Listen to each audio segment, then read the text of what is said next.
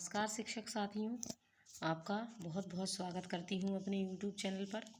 नए सत्र की शिक्षक डायरी लेकर मैं फिर से उपस्थित हुई हूँ आपके समक्ष।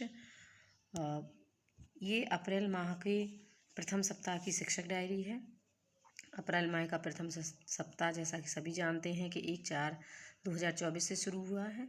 तो ये जो डायरी है वो 2 तारीख से स्टार्ट की हुई है, क्योंकि 1 तारीख को हमारे यहाँ प्रवेशोत्सव मनाया गया।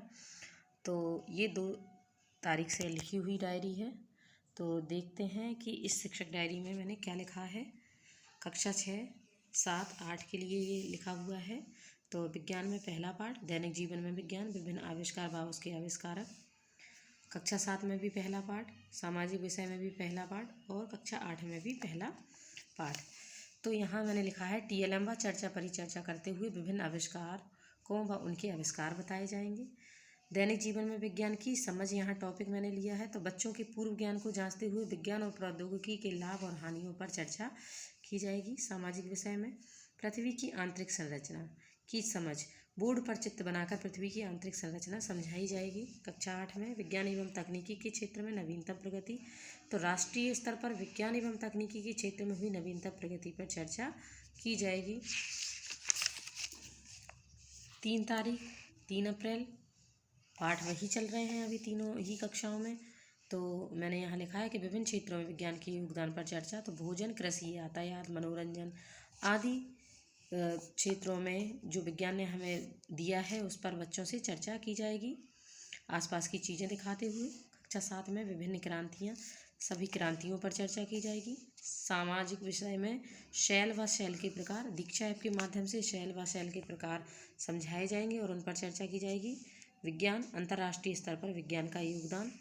तो विभिन्न क्षेत्रों में विज्ञान के योगदान पर समूह चर्चा कराई जाएगी, फिर उनका प्रस्तुतिकरण कराया जाएगा।